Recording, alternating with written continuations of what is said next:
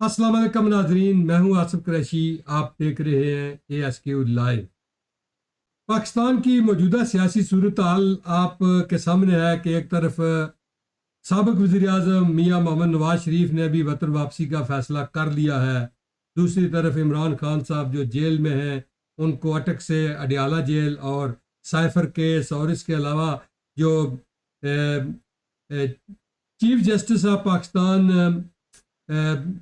काजी फायज ईसा हैं, उन्होंने भी जो केसेस शुरू किए हैं उस हवाले से भी बात करेंगे। इसके अलावा आज जो सबसे अहम जो आज मीटिंग थी एपेक्स कमेटी की, जिसमें वज़ीर आज़म की ज़ेर सदारत और army chief general Asim Munir समेत सब जो अहदेदार थे वो शरीक हुए। नेशनल एक्शन प्लान के तहत कोई मीटिंग थी, उसमें आज जो आर्मी चीफ हैं उन्होंने एक शेर भी पढ़ा है कि ना समझोगे तो मिट जाओगे, है हिंदुस्तान वालों तुम्हारी दास्तान भी ना होगी दास्तानों में। इसलिए आज मेरे साथ हस्ब साबिक उमर फारूक साहब मौजूद हैं। उमर फारूक साहब, बहुत शुक्रिया, आप चूँकि चंद रोज़ मसरूफ़ रहे, कहीं बाहर थे इस्लामाबाद से, तो आज आपने अपना टाइम दिया। तो सबसे पहले हम शुरू करते हैं जो एपेक्स आज एक नेशनल एक्शन प्लान की वज़ीर आज़म अनवारुल्लाह काकड़ की ज़ेर सदारत मीटिंग थी, उसमें आर्मी चीफ समेत जो आला अहदेदार थे वो शरीक हुए। पाकिस्तान की जो कोर कमेटी के मेंबरान थे उसमें शरीक हुए। आज आर्मी चीफ ने वहाँ पर जो अल्लामा इकबाल का एक शेर भी पढ़ा है कि ना समझोगे तो मिट जाओगे, है हिंदुस्तान वालों तुम्हारी दास्तान भी ना होगी दास्तानों में। जी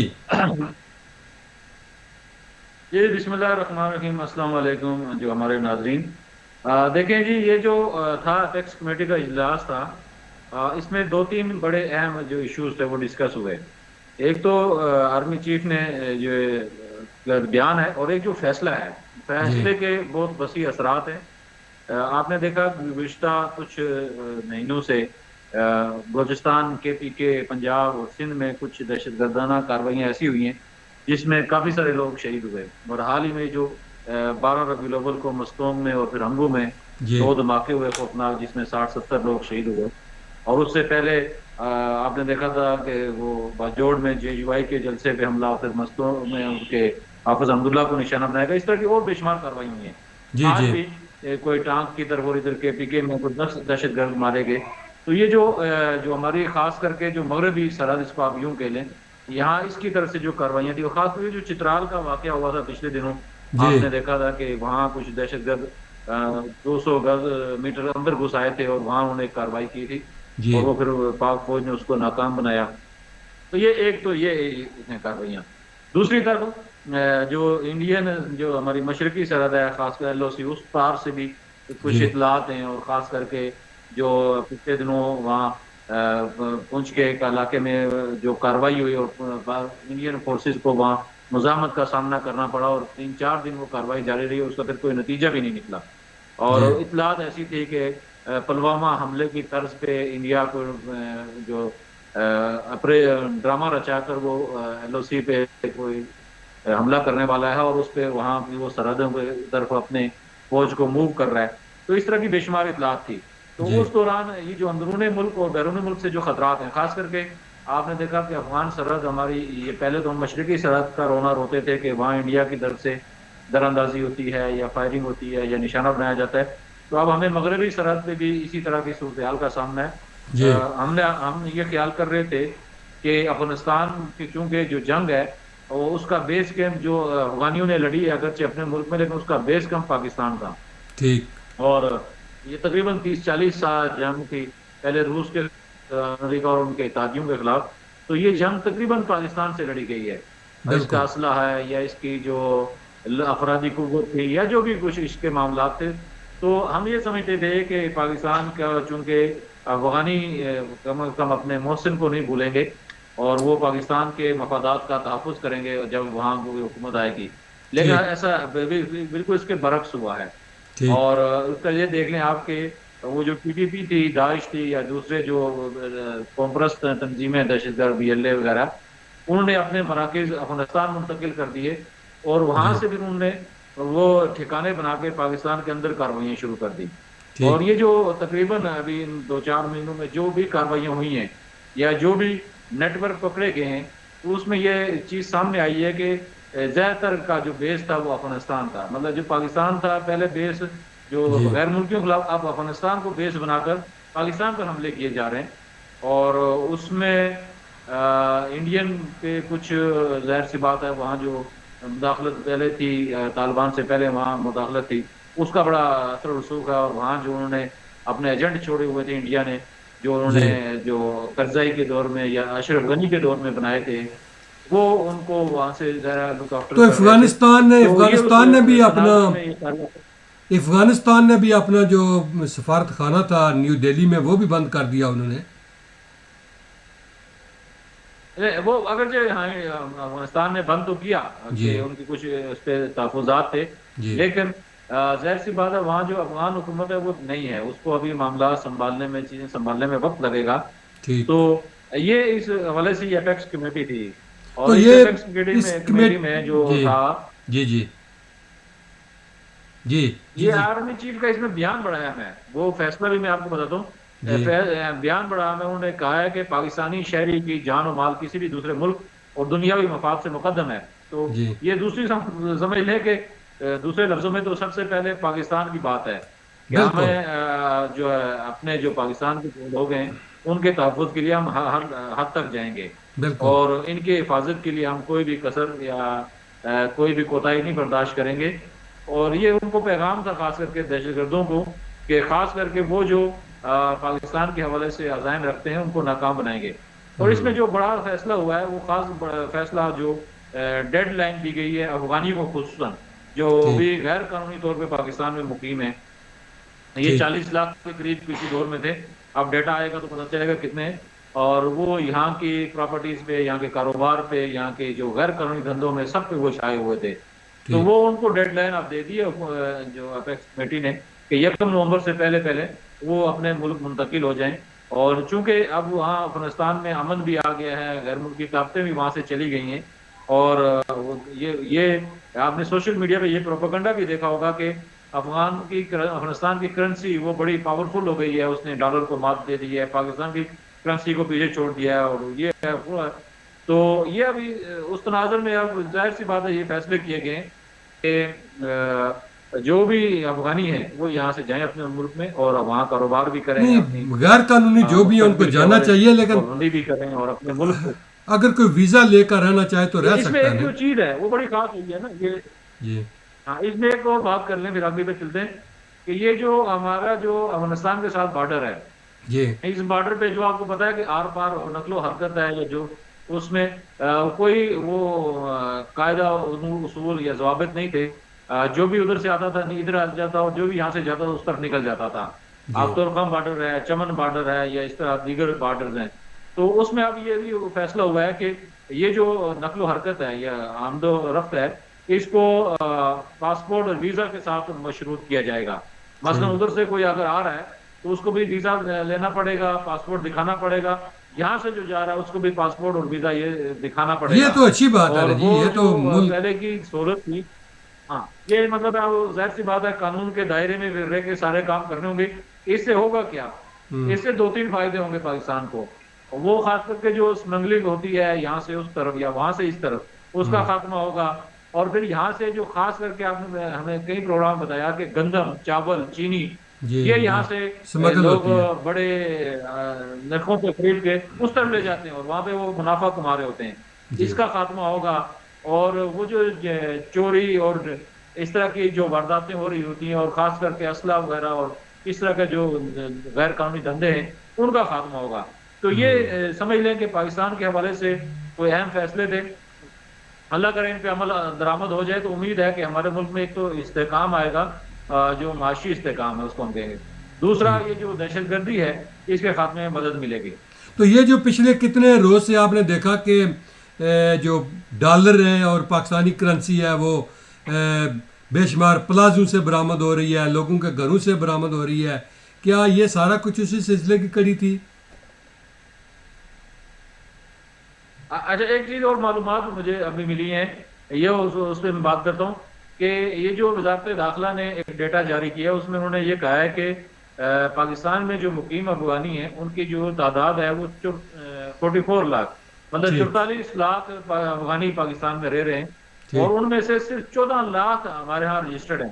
ٹھیک اور آپ یوں سمجھ لیں کہ 30 لاکھ افغانیوں کا کوئی ڈیٹا نہیں ہے ہمارے پاس، وہ کیسے ہیں، کہاں رہ رہے ہیں، کیا کر رہے ہیں، اور ہوں کون سی بستی میں رہتے ہیں، اور یہ بڑی خوفناک بات ہے۔ ہوں اور اس لیے اب انہوں نے فیصلہ کیا حکومت نے کہ ان 44 لاکھ کے جو جتنے بھی ہیں ان کو یہاں سے واپس ملک بھیجا جائے گا۔ اب تک جو دوسری بات آپ نے سوال کیا کہ جو کرنسی مختلف مافیات، یہ ہم نے پہلے کہا تھا نا کہ مافیاز ہیں، یہاں ان کے مافیاز کی حکومتیں ہوتی ہیں، اور وہ یہ کیا کرتے ہیں، وہ بڑی تعداد میں ڈالر اٹھا کے سیو کر لیتے ہیں، اور پھر اس کی قیمت جب بڑھتی ہے پھر وہ اس کو مارکیٹ میں لاتے ہیں اور اچھے دام، مطلب ہے بغیر محنت کے وہ ہے کہ ان کو اچھا خاصا اس پہ کما لیتے ہیں۔ اسی طرح چینی مافیا ہے، آٹا مافیا ہے، یہ مختلف مافیات ہیں۔ تو آپ ٹھیک نے ٹھیک دیکھا کہ ٹھیک ستمبر کے مہینے میں ایک رپورٹ میں کل پڑھ رہا تھا جی کہ ہماری کرنسی نے جو ڈالر کو بیٹ کیا ہے، یا اس کو مطلب ہے سب سے زیادہ ٹف ٹائم دیا تو ہماری کرنسی نے دیا ہے، جو ہوں 314-15 سے واپس 285-80 پہ پہنچ گئی ہے اس ایک بالکل مہینے کے اندر اندر۔ اور اگر یہی بالکل رفتار رہی تو یہ اکتوبر میں امید یہ کی جا رہی ہے کہ یہ 250 کے قریب آ جائے گی۔ بہت اچھا، اگر آ جائے تو اچھی بات ہے، جتنی جتنی آئے گی اتنا زیادہ فائدہ ہوگا۔ اچھا، یہ جو chief justice supreme court of Pakistan justice قاضی فائز عیسیٰ صاحب نے جو دھرنا کیس کو دوبارہ شروع کیا ہے، اس کا کیا مقصد ہے؟ اس کو دوبارہ شروع کرنے کا کیا وہ جو فیصلہ تھا اس پر عمل درآمد کروانا ہے یا کیا؟ نہیں نہیں، اچھا دیکھیں، دھرنا کیس تھا جو اس وقت خان صاحب کی سوری نواز شریف کے دور حکومت میں ہوا جی تھا، اور اس وقت یہ جو ٹی ایل پی والوں نے فیض آباد میں دھرنا دیا تھا مشہور تھا۔ بالکل اچھا، وہ کیس میں انہوں نے جو فیصلہ دیا نا، قاضی فائز عیسیٰ کی سربراہی میں بینچ بنایا گیا تھا اس وقت، تو ٹھیک انہوں نے ایک فیصلہ دیا تھا، اس میں انہوں نے بڑا ہی مطلب بڑے اداروں بتایا گیا کہ ان کی حدود کیا ہے، اور بہت سارے مطلب چیزیں اٹھائی گئی تھی۔ اب ٹھیک ہوا کیا تھا کہ اس فیصلے جب عمران خان صاحب کی حکومت آ گئی تو اس فیصلے پہ عمل درآمد ظاہر ان کے لیے مشکل تھا، چونکہ وہ ون پیج کی انہوں نے رٹ لگائے رکھی تھی 3 سال، اور آخر میں جا کے وہ پیج پھر جب ختم ہوا تو پھر انہیں احساس ہوا کہ وہ پیج ہوگا، تو وہ اس وقت وفاقی حکومت تھی، اور جو کے ذریعے انہوں نے فیصلے کے خلاف نظر ثانی کی اپیل کی تھی، اور اس ٹھیک طرح انہوں نے کیمرا تھا، الیکشن کمیشن تھا، باقی ادارے تھے، ان کے ذریعے سے بھی یہ نظر ثانی کی اپیلیں کی گئی تھی۔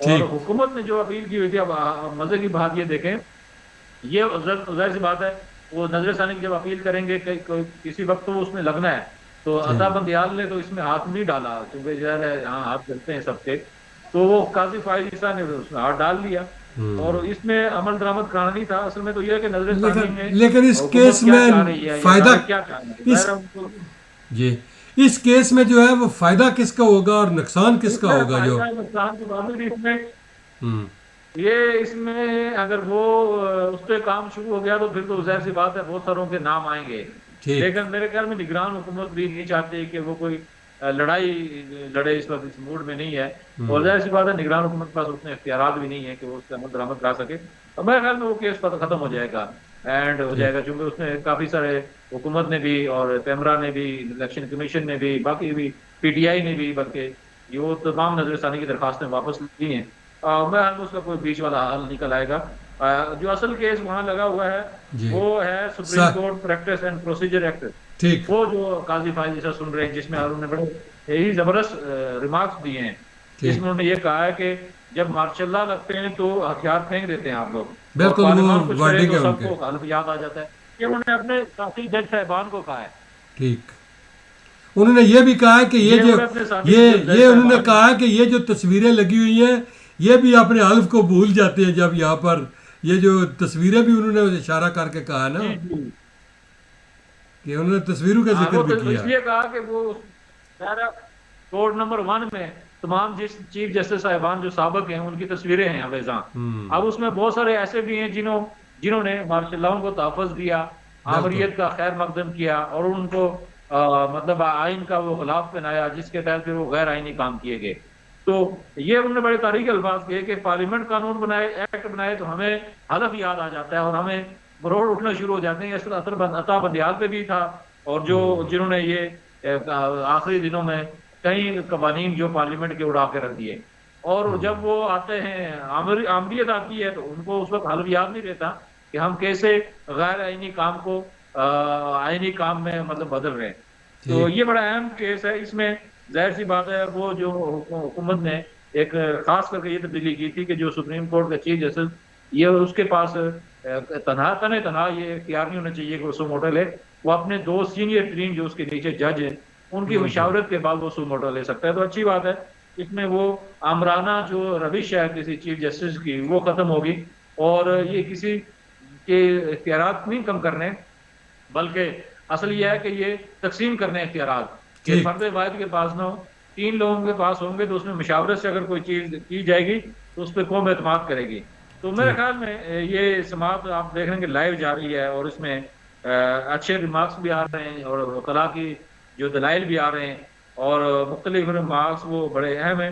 تو دیکھتے ہیں اس کیس کا کیا بنتا ہے. میرے خیال میں جلد ہی آج یا کل میں آج سے اچھا کہا یہ تھا کہ اس بتائیں کو کہ ہم اب نمٹا دیں گے، لیکن میرے خیال میں نہیں ہو سکتا. میاں نواز شریف صاحب جو پاکستان واپسی کا انہوں نے فیصلہ کیا ہے، کچھ خبریں ہیں کہ انہوں نے ٹکٹیں بھی کنفرم کروا لی ہیں، تو یہ واپس جاتے ہوئے کہہ رہے ہیں کہ 6 بجے جہاز جو ہے وہ علامہ اقبال انٹرنیشنل ایئرپورٹ لاہور پہنچے گا اور وہاں سے وہ جلسہ گاہ پہنچیں گے، اور جلسہ گاہ میں تقریر کے بعد ایک صرف ان کی تقریر ہوگی اور باقی لوگ جو ہے وہ تقریر نہیں کریں گے. اس کے پیچھے کیا، یا جو صدر ہیں لاہور کے یا پنجاب کے مسلم لیگ نون کے وہ تقریر کریں گے، اور یہ اس طرح کی کوئی خبریں آ رہی ہیں. اور اس کے بعد کیا جو کیس تھا ان کا، اصل تو معاملہ یہ ہے کہ کیا عدالت میں وہ خود پیش ہوں گے یا ان کو گرفتاری دینی پڑے گی؟ اب مسئلہ یہ ہے نا، دیکھیں یہ نون لیگ نے اعلان تو کر دیا 21 کا کہ وہ واپس آ رہے ہیں. جی اور میرے خیال میں یہ جو سپریم کورٹ میں جو کیس لگا ہوا ہے، یہ جو پروسیجر ایکٹ والا، جی میرے خیال میں اگر یہ قاضی فائز عیسیٰ اس کو اڑا دیتے ہیں تو میرے خیال میں نواز شریف صاحب کو جو اپیل کا حق ہے وہ مل جائے گا.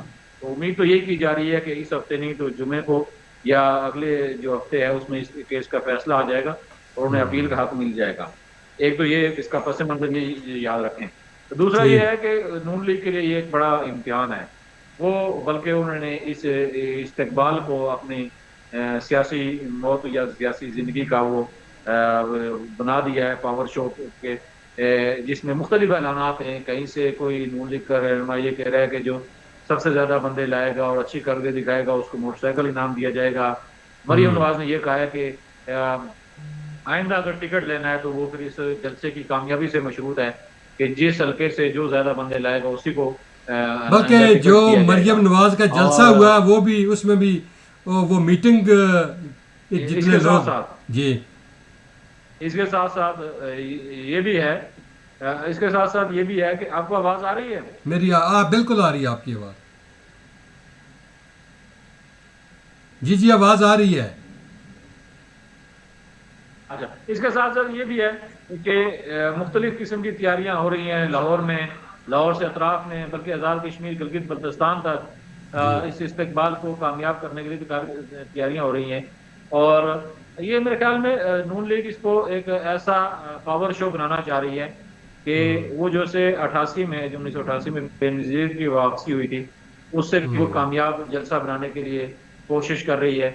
اور یہ شام کا اس لیے رکھا ہے، جو مجھے اندازہ ہو رہا ہے، میں تو نہیں پتا کہ یہ اگر 6 بجے کی فلائٹ ہے تو میاں صاحب کا جلسے کے اگر لاکھوں لوگ، منڈی کا تو شاید 1 کروڑ کے لگ بھگ ہدف ہے، اگر لاکھوں لوگ آ جاتے ہیں تو وہ ظاہر سی بات ہے جلسہ گاہ پہنچنے تک اس میں کوئی 5-7 گھنٹے 8 گھنٹے بھی لگ سکتے ہیں، اور وہ صبح بھی ہو سکتی ہے.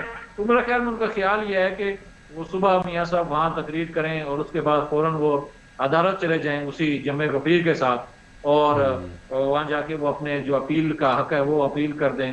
اور ان کا کیس اگر وہاں پہ اپیل ان کی منظور ہو جاتی ہے تو ظاہر سی بات ہے اس میں انہیں پھر یہاں وہ گرفتاری سے بچ جائیں گے. تو وہ اس لیے بڑا پاور شو کرنا چاہ رہے ہیں اور اس کی تیاریاں بھی بڑی بھرپور طریقے سے جاری ہیں. ٹھیک. ابھی تک تو जो कानूनी रास्ता नहीं मिला, लेकिन ये जो एक्ट है जो अभी सुप्रीम कोर्ट में जेर समाअत अगर ये ख़त्म हो जाता है, इसमें मंजूर हो जाता है इनकी अपील, तो फिर मेरे ख्याल में उनको अपील का हक मिल जाएगा। ठीक, तो ये काजी फायद साहब के जो फैसले तक से मशरूत है कि अगर उन्होंने फैसला इस हफ्ते के अंदर दे दिया तो उनकी अपील का जो हक है वो मिल जाएगा उनको। तो कुछ खबरें ये चल रही हैं कि बहाल हो जाएगा। जी सदर आरिफ अलवी और असद कैसर और मोहम्मद अली दुरानी जो है वो इमरान खान को उन्होंने ऑफ़र किया है कि आप जमात की सदारत छोड़ दें और बाहर चले जाएं बरतानिया या किसी मुल्क। इसमें किस हद तक सदाकत है? ये देखें, ये हम बहुत पहले आपको 3-4 पहले प्रोग्राम में बताया था कि उनके पास 2-3 ऑप्शन पहले से जब अटक जेल में थे दे दिए गए थे। एक उसमें से ऑप्शन ये है कि बैरून मुल्क चले जाएं, उसके लिए 5 साल या 7 साल या 10 साल की ज़बानबंदी भी शामिल है और वहाँ से कोई सियासी एक्टिविटी नहीं होगी। जिस तरह 99 में या 2000 में मियां नवाज शरीफ सऊदी अरब गए थे और सुरूर पैलेस में उन्होंने तकरीबन 5-7 साल में वो खामोशी से गुजारे थे। ये वही तकरीबन मतलब है। एक ये भी है कि फिर यहाँ रहें, पार्टी को छोड़ दें और अब खामोशी इख्तियार कर लें, कोई सियासी एक्टिविटी ना करें, वो अपना अस्पताल या जो भी कुछ है उसको चलाते रहे। और ये दूसरा ऑप्शन है। अब देखते हैं वो इसमें से कौन सा ऑप्शन अपनाते हैं। कोई एक ऑप्शन तो उन्हें जाना पड़ेगा और मेरे ख्याल में उनके लिए फैसला करना इसलिए भी मुश्किल हो रहा है कि वो जिस पीक पे लेके जा चुके हैं अपने कारकुनों को, उसमें फिर उनको समझाना बड़ा मुश्किल होगा और वो बड़ा सख्त रद्द-ए-अमल आएगा उनकी पार्टी की तरफ से उनके लिए। अच्छा, ये जो रास्ता तो उन्हें निकालना पड़ेगा। साबिक डीजी जो है उनके वो नतीजे पे पहुंचे हैं। जी, ये जो साबिक DGFIA थे बशीर मेमन, ये जो साबिक DGFIA बशीर मेमन थे, ये भी मुस्लिम लीग में शामिल हो गए और कुछ खबरें ये हैं कि उन्होंने कहा है कि मुझे इमरान खान जब वज़ीर-ए-आज़म थे तो उन्होंने कहा कि मियां नवाज शरीफ के जो है वो केस जो है वो बनाया जाए और उनके तमाम फाइलें चेक करो। तो उन्होंने कहा कि मैंने सारा कुछ चेक किया कि कोई मुझे ऐसा सबूत नहीं मिला कि उनके खिलाफ कोई केस बन सके। तो इस साफ गोई की वजह से मैं नून लीग में शामिल हुआ हूँ। आप इस हवाले से क्या कहेंगे? आपको पता है 2-3 इश्यूज है। एक तो ये था कि जब उनको कहा था कि केसेस बनाए नून लीग पे और मियां नवाज शरीफ पे, तो उन्होंने के बनते नहीं है। तो ये एक बड़ी मशहूर बात हुई थी कि उन्हें वाशरूम में बंद कर दिया था, बिल्कुल वज़ीर-ए-आज़म हाउस के ना, और वो ये खबर भी आई थी। फिर इसके साथ साथ उन्हें अर्ली रिटायरमेंट लेना पड़ी थी। बिल्कुल दूसरी खबर, और उनके मेरे ख्याल में जो केस था वो पेंशन का और बकायाजात का, शायद अभी जाके कोई हल हुआ है, कोई उन्हें उसके लिए अदालत जाना पड़ा था। और तीसरा यह है कि उनके बेटे की या उनके किसी अजीज की वहाँ सिंध में शुगर मिल है, वो भी मेरे ख्याल में बंद की गई थी और उस पर छापा मार के उस पर भी सील की गई थी। तो ये तो लास्ट उनको हुआ। अब वो नून में जो शामिल हुए तो उसके दो तीन जो पैगाम है। एक तो जाहिर सी बात है PTI को पैगाम है कि आपने इस बंदे को खुले लाइन लगाया या इसके साथ ज्यादती की, तो वो अब उनके टिकट पे इलेक्शन लड़ेगा, हो सकता है अगर टिकट पे ना हुआ तो शायद वो सेनेटर बन जाए। दूसरा, ये सरदारी साहब के लिए भी बड़ा पैगाम है सिंध में। और आपको ये बताता चलो, ये खबर की बात है कि सिंध में पीपल्स पार्टी के खिलाफ कोई एक इत्तेहाद बनने जा रहा है और ज़ाहिर है बशीर मेमन का ताल्लुक जो सिंध से है और वो भी उसमें बड़ा अहम रोल अदा करेंगे। उसमें सिंध में जमीयत उलमा इस्लाम, कौम परस्त और GDA जो है वो इकट्ठे हो रहे हैं और उसमें मेरे ख्याल में अवामी नेशनल पार्टी और नून लीग भी मुस्तकबिल में जो MKM भी उसमें जाके वो हिस्सा डालेगी अपना। तो ये उधर से उधर भी बड़ा पैगाम होगा। और अगर ये इत्तेहाद बन गया तो सिंध में और कराची में खुसूसन पीपल्स पार्टी को बड़ा टफ टाइम मिलेगा। अच्छा, लाहौर हाई कोर्ट काफ़ी दिनों से जो है वो बड़ी परेशान है कि शेख रशीद कहीं नहीं मिल रहे और जो उनके साथ जो लोग दूसरे गायब हुए थे वो वापस घर पहुंच आए हैं। शेख रशीद उनको इसलिए नहीं मिल रहे कि शेख रशीद को खुद नहीं पता वो कहाँ पे अभी। अच्छा, वो खुद उनको नहीं पता चल रहा कि वो कहाँ पे। अच्छा, शेख रशीद का कोई मसला नहीं है। जी, इमरान रियाज जो हमारे सीनियर जर्नलिस्ट थे वो भी बाखैरियत वापस आए हैं। उनकी सेहत काफ़ी जो है वो कमज़ोर थी। इस हवाले से आप क्या कहेंगे कोई इस पर? देखिए जी, इमरान रियाज के हवाले से PTI ने ये मशहूर कर दिया था कि उनको अरशद शरीफ की तरह कहीं कत्ल कर दिया गया। फिर एक दफ़ा प्रोपेगेंडा ये किया गया कि जी उन्होंने تورخم کے یہ اس بارڈر پہ کوئی لاش ملی ہے افغانستان میں، وہ شاید عمران ریاض کی ہے. پھر یہ کہیں کہا گیا کہ وہ کہیں بلوچستان میں کہیں مار کے پھینک دیا گیا. مطلب یہ پوری انہوں نے جو پی ٹی آئی کے لوگ ہیں انہوں نے اس پہ بڑی ہی جھوٹی اور غلط خبریں لیکن افواہیں پھیلائی یہ اطلاعات ہیں کہ بنوائی. اس کو عمران ریاض کی رہائی میں میاں نواز شریف نے بہت کردار ادا کیا ہے جی جاوید چودھری کے کیونکہ بغیر. عمران ریاض کی جو فیملی ہے جی، وہ ان کا جو سابقہ بیک گراؤنڈ ہے کیونکہ وہ لاہور سے ہی ہے، تو جی وہ ظاہر سی بات ہے نون لیگ کے کسی دور میں سپورٹر ووٹر بھی رہے. اور یہ جی تو عمران ریاض صاحب کو انقلاب آ گیا نا آخری سالوں میں، وہ ٹھیک. انقلاب کے اولین وہ شاہ سوار بن گئے، تو ظاہر سی بات ہے اس کی قیمت ہوتی ہے. اس میں انہوں نے جھوٹ سچ سچ سب ملا کے وہ چلایا، اور جو جھوٹا پروپیگنڈا پی ٹی آئی کی طرف سے انہیں دیا گیا یا سونپا گیا اس کو انہوں نے پھیلایا، اور ظاہر سی بات ہے اس کو پروموٹ کیا ان کے پی ٹی آئی کے لوگوں نے. اور اس میں اور بھی ہیں کچھ، ظاہر سی بات ہے صحافی کے لیے کیسز بنانا مشکل ہے. عثمان بزدار دور میں انہوں نے جو مالی فائدے حاصل کیے اور ان کی جو کوئی چھوٹی موٹی کمپنی ہے وہ بھی ایک الگ کیس ہے. تو عمران ریاض صاحب جہاں مہمان تھے وہاں سے وہ خیریت سے واپس آئی، اچھی خبر ہے. اور اس پہ ہم کیا بولیں، وہ خود نہیں بول رہے. جب عمران جی ریاض صاحب اگر خود بولیں گے تو پتہ چلے گا، ہاں لیکن انہوں نے بالکل. وہ خاموشی اختیار کر لی ہے. تو اسی میں میرے خیال میں نجات ہے، ان کے لیے بھی بہتری ہے تو ہمارے لیے بھی بہتری ہے. اچھا یہ بتائیں کہ آپ نے بھی دیکھا بلکہ پوری دنیا نے دیکھا کہ کیا ہماری اخلاقیات کا اس حد تک جنازہ نکل گیا ہے کہ ہم ایک دوسرے کی بات سننا بھی گوارا نہیں کرتے. ٹاک شوز میں بیٹھ کر بھی ہم ایک دوسرے کے خلاف بد زبانی اور بد کلامی اور دکم پیلو مار کٹائی شروع کر دیتے ہیں. اور کیا ہم دنیا کو یہ میسیج دیتے ہیں کہ ایک تو یہ ہوئی، دوسری اگر ایسی کوئی بات ہو گئی تھی تو جاوید چودھری صاحب بڑے سینئر جرنلسٹ تھے، انہیں چاہیے تھا کہ اس معاملے کو جو ہے وہ میڈیا میں نہ اچھالتے. انہوں نے اپنی ریٹنگ بڑھانے کے لیے اس کو میڈیا میں بھی جو ہے وہ خوب جو اچھالا، اور آپ نے دیکھا کہ پوری دنیا میں جگ ہنسائی بنی. انڈین چینلز نے بھی وہ سارا کچھ دکھایا، پوری دنیا نے بلکہ دکھایا کہ جو سینیٹر عفنان اللہ اور وکیل جو تھے شیر افضل مروت کی جو آپس میں گالم گلوچ اور ہاتھا پائی ہوئی ہے. اس حوالے سے کوئی تھوڑا سا تبصرہ کریں. یہ دو چیزیں اس میں، ایک کو میں کہوں گا عدم برداشت اور دوسرا ریٹنگ. یہ دو ٹھیک. ہی بس اس کا مختصر جواب تو یہ ہے کہ عدم برداشت بہت ہو گئی معاشرے میں، اور وہ اس میں بنیادی فیکٹر بھی میں کہوں گا کہ یہ پی ٹی آئی کو جاتا ہے کہ جس میں خان صاحب نے اپنے ورکروں کو اور اپنے جو رہنماؤں کو یہ لیکن تربیت دی. آپ نے دیکھا سیاسی ہوگا کہ ان کے لوگوں دور کو میں اگر میرے پاس اتنا پروفیسر مواد نواز، نہیں ہے، اگر میرے پاس اتنا مواد نہیں ہے کہ میں کسی آدمی کا سامنا کر سکوں تو مجھے جانا ہی نہیں چاہیے، ٹاک شو میں جانا ہی نہیں چاہیے اگر میرے پاس اتنا مواد نہیں ہے. یہ آپ نے دیکھا ہوگا نا پی ٹی آئی کے دور میں کچھ لوگوں نے آ کے یہ کہا تھا، ان کے جو سابقہ رہنماؤں نے، کہ جی ہمیں یہ ٹاسک دیا جاتا تھا، یہ ہمیں بتایا جاتا تھا کہ آپ نے آج ٹاک شو میں کیا کرنا ہے، کیسے بات کرنی ہے، کس کو گالیاں دینی ہے، کس کے ساتھ ہاتھا پائی کرنی ہے. اور یہی سوشل میڈیا کے ایکٹیوسٹ کو بھی بتایا جاتا تھا. تو یہ ان کی تربیت ہے کہ یہ خاص کر کے باقی باتوں میں اگر اس میں قصوروار ضرور ہیں، لیکن یہ ایک باقاعدہ تربیتی حصہ، اور ان کی یہ تربیت دی جاتی تھی کہ کس نے ٹاک شو میں کیا بولنا ہے، کیا لفظ بولنے ہیں، کیا جملے بولنے ہیں، اور کہاں تک جانا ہے. تو یہ اسی تربیت کا شخصانہ ایک اس تو سے یہ ہے پہلے بھی کہ ایسے وہ عدم واقعات ہوتے برداشت. رہے ہیں، اس سے پہلے بھی ایسے واقعات ہوئے ہیں، مثلا 2-3 دفعہ پہلے بھی ایسے واقعات پیش آ جی چکے ہیں. وہ میں نے کہا نا کہ مختصر تو جواب یہ ہے کہ عدم برداشت، عدم وہ برداشت دوسرے یہ کے موقف کو برداشت نہ کرنا، سننا نہ، اور حوصلہ نہ پیدا کرنا کہ اس کی گفتگو کو میں سن سکوں اور اس کا میں طریقے سے جواب دے سکوں. اور ٹھیک. دوسرا جو آپ نے کہا جاوید چودھری، وہ تو ریٹنگ ہے، وہ ریٹنگ لیتے ہیں، مار پٹائی کس میں بھی ظاہر سی بات ہے.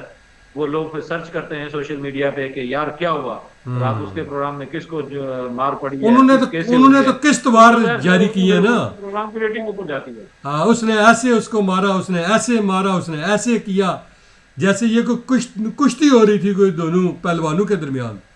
ہاں پہلوانوں کا مقابلہ. تو یہ ریٹنگ کا چکر ہے. یہ آپ کو بتائیں ان کا اس ریٹنگ کے چکر میں ہی تو یہ سارا کچھ کما رہے ہیں اور کھا رہے ہیں، اور وہ اپنی اہمیت بڑھاتے ہیں کہ جی میری ریٹنگ اس وقت میں نمبر 1 پہ ہوں، فلاں نمبر 4 پہ ہے، فلاں اس پہ ہے. اور اس ریٹنگ کی بنیاد پہ ہی ٹی وی جو چینلز ہیں انہیں نوکریاں بھی دیتے ہیں، اور ان سے پروگرام کا جو ٹائم ہے وہ رکھتے ہیں. تو سارا اس کی گیم ہے. وہاں کون سا کوئی وہ اصلاحی یا ایسی پروگرام ہوتے ہیں کہ جس سے کوئی معاشرتی یا قومی یا انسانی کوئی رویوں کی بہتر عکاسی ہو سکے. بہت شکریہ عمر فاروق صاحب، آپ نے اپنا ٹائم دیا. ناظرین ہمارا پروگرام دیکھتے رہیے، لائک اور شیئر کرتے رہیں، اور انشاءاللہ بہت جلد آپ کو مزید نئے پروگرام کے ساتھ آپ سے ملاقات ہوگی. اللہ ہم سب کا حامی و ناصر ہو.